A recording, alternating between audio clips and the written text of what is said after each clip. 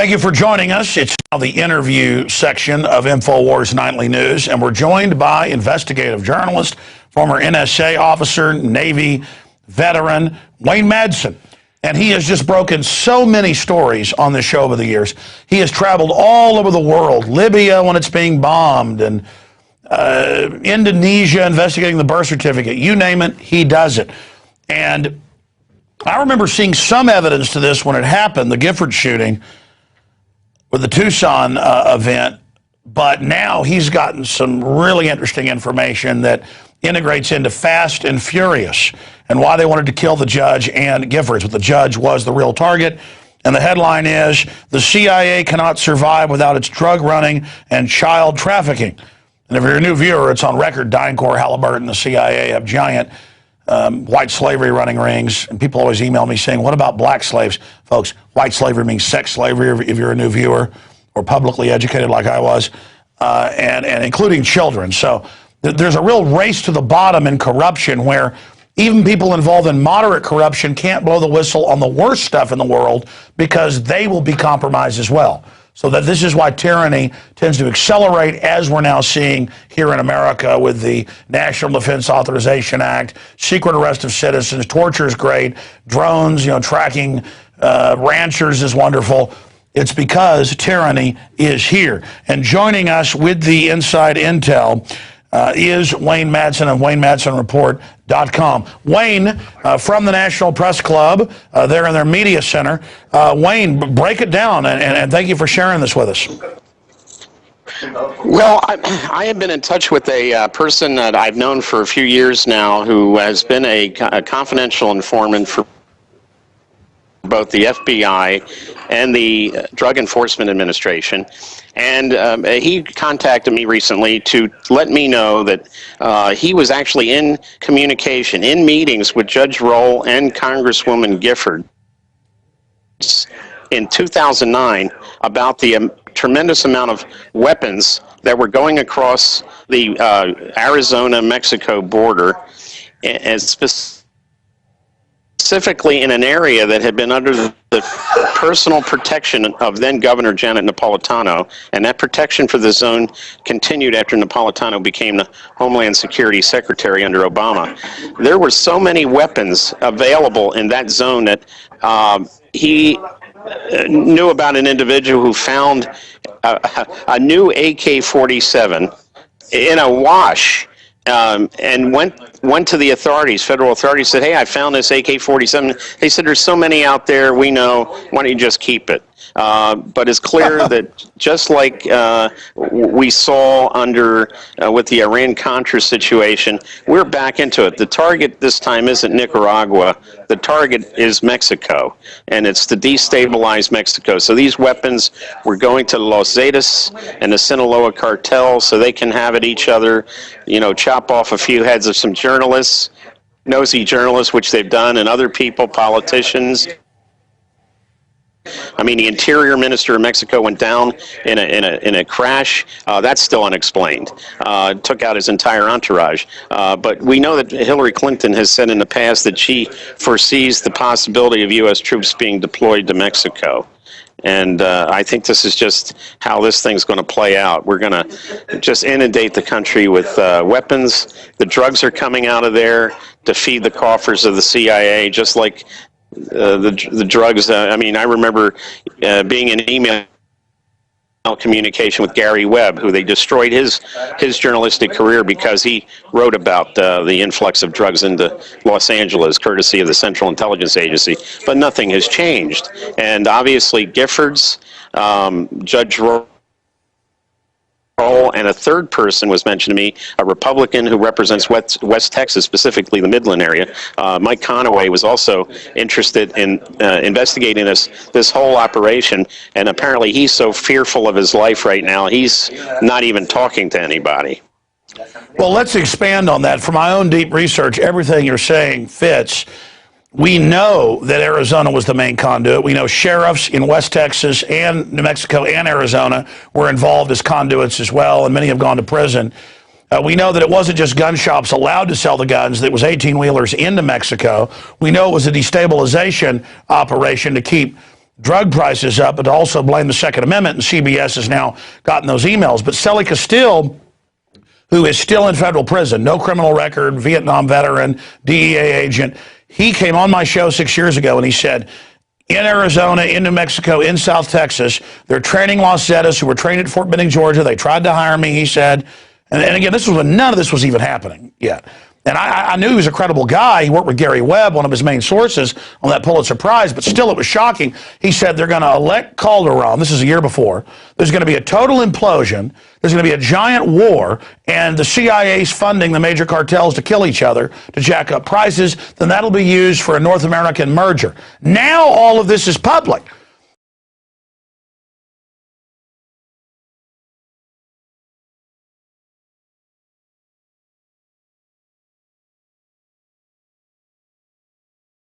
So this fits into it. I mean, this is so big now that Fast and Furious has come out that it was a false flag on the domestic front.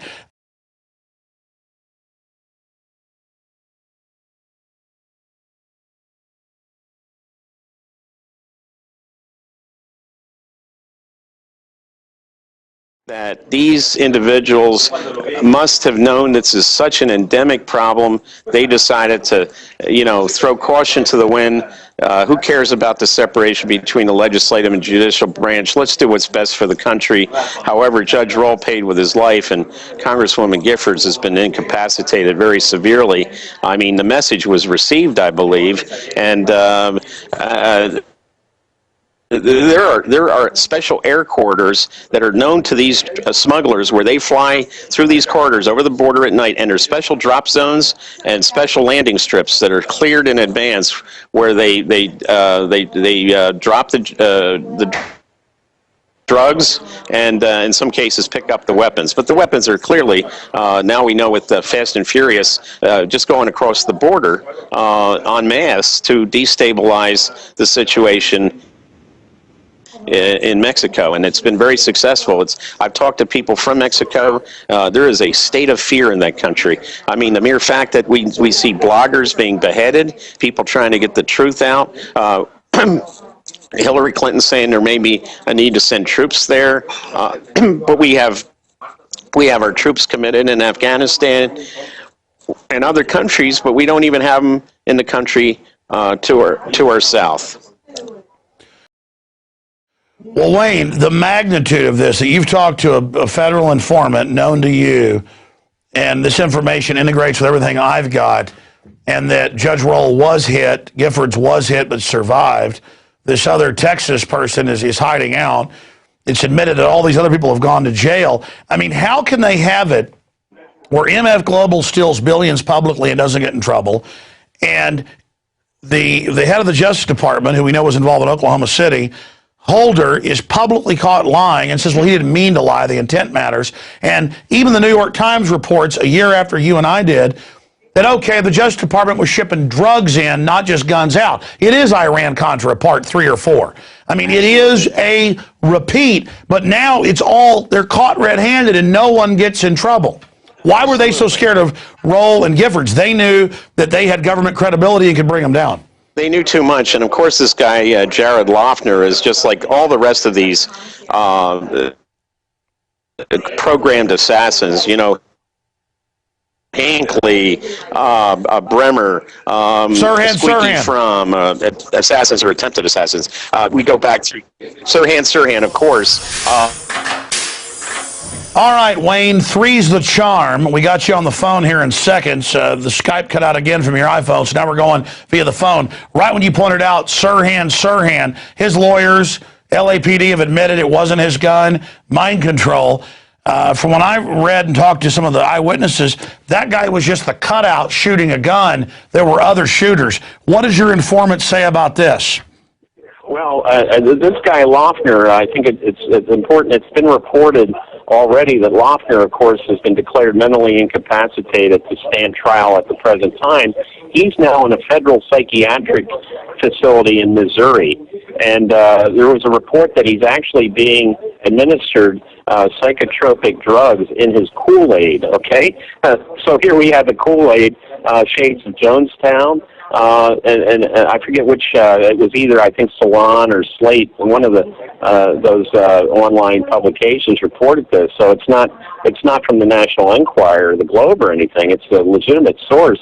But here we have the shooter, and it looks like he's just going to be consigned to the federal loony bin, and we'll never really know what happened with him. But clearly, he showed all the signs of these other programmed assassins we talked about, or attempted assassins. And I think it's important to note too that Eric Holder is being defended now by a member of the Judiciary Committee, Hank Johnson from Georgia. Hank Johnson, by the way, is the individual who beat Cynthia McKinney and got a lot of money in his campaign from people like Herman Cain. And Hank Johnson is the same guy who said if we put too many troops on the island of Guam, the island will capsize.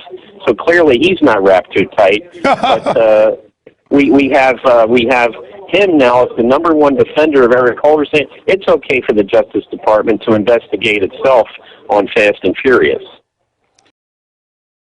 And we know Napolitano's a gangster. We know Holder's a gangster. We know that Holder said a month ago, don't investigate Fast and Furious. Bush was involved pre-Obama, which is true. This is an ongoing program. He was a little surprised that a member of the House and a federal judge would have been there, but I think they must have understood the gravity of the situation. So, who cares about separation of powers then when you see the very, the border being used, federal agencies involved in this criminal conspiracy to smuggle weapons for drugs. Specifically, we know it's a criminal conspiracy now. This is one of the few cases where it's 100% admitted, perjured before Congress, shipping drugs in, New York Times 2 Sundays ago, drugs, laundering money, guns, Chicago Tribune, El Paso Times, Sinaloa allowed to ship cocaine in. Government admits it's true. I mean, this is bona fide, absolute proof here of a false flag. How is this affecting, from your sources there in D.C., in closing, how is this affecting the power structure? Well, I think clearly the power structure is concerned. I think if we knew the truth, we'd find out a lot of people knew a lot of things and never actually said anything, which makes them, of course, culpable, criminally, at least criminally negligent. Clearly, if that's who the Democrats are using as their point man, who's now going on TV to defend Eric Holder, I mean, I think that just goes to show how bad the situation is. I mean, why isn't there somebody who's a little, who's wrapped a little bit better mentally, asking the questions? This is clearly an attempt to protect Holder, which also is an attempt to protect the White House from the political fallout. But that's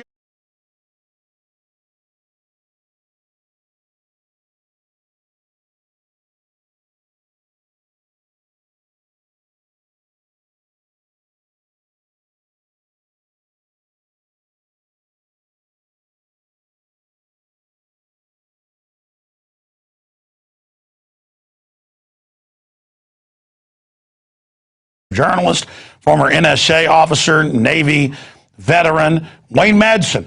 And he has just broken so many stories on this show over the years. He has traveled all over the world, Libya when it's being bombed, and Indonesia investigating the birth certificate, you name it.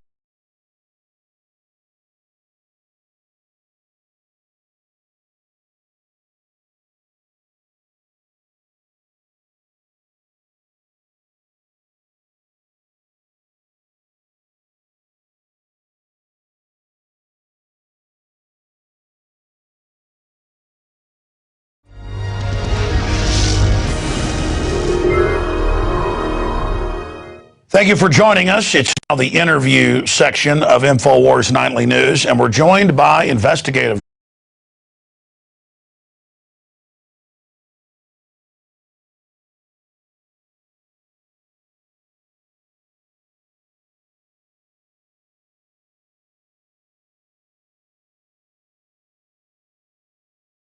he does it.